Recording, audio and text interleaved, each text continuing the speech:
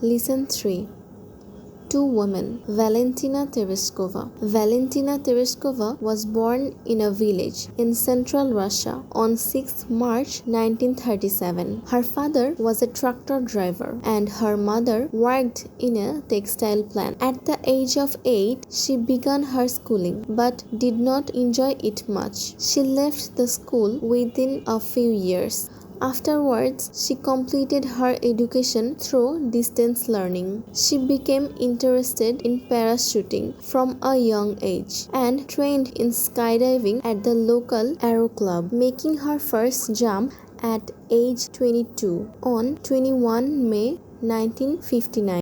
It was her expertise in skydiving that led to her selection as a cosmonaut. After the flight of Yuri Gagarin, the first human being to travel to outer space, in April 1961, the Soviet Union decided to send a woman in space. On 16 February 1962, proletariat Valentina Tereshkova was selected for this project from among more than 400 applicants. Tereshkova had to undergo a series of training that included weightless flights, isolation tests, centrifuge tests, rocket theory, spacecraft engineering, 120 parachute jumps, and pilot training in MiG-15 UTI jet fighters. Since the successful launch of the spacecraft Vostok 5 on 14 June 1963, Tereshkova began preparing for her own flight. On the morning of 16 June 1963, Tereshkova and her backup cosmonaut Solovyova were dressed in space suits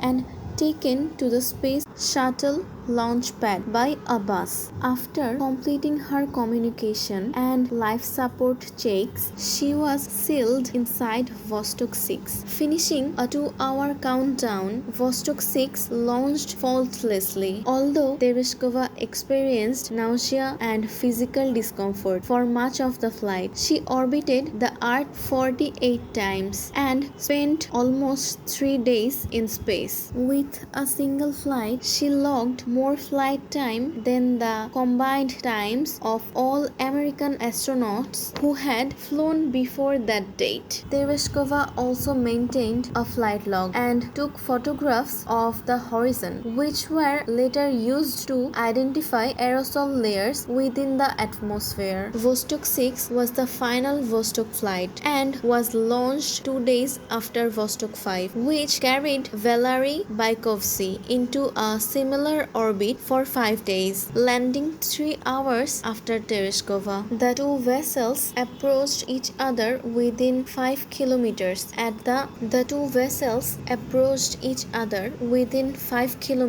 at one point, and from space, Tereshkova communicated with Bykovsky and the Soviet leader Khrushchev by radio. Much later, in 1977, Tereshkova earned a doctorate in engineering from Zhukoisky Air Force Academy. Afterwards, she turned to politics. During the Soviet regime, she became one of the Presidium members of the Supreme Soviet. Now, this living legend is a member in the lower house of the Russian legislature. On her 17th birthday, when she was invited by the Russian Prime Minister Vladimir Putin, she expressed her desire to fly to Mars, even if for a one-way trip.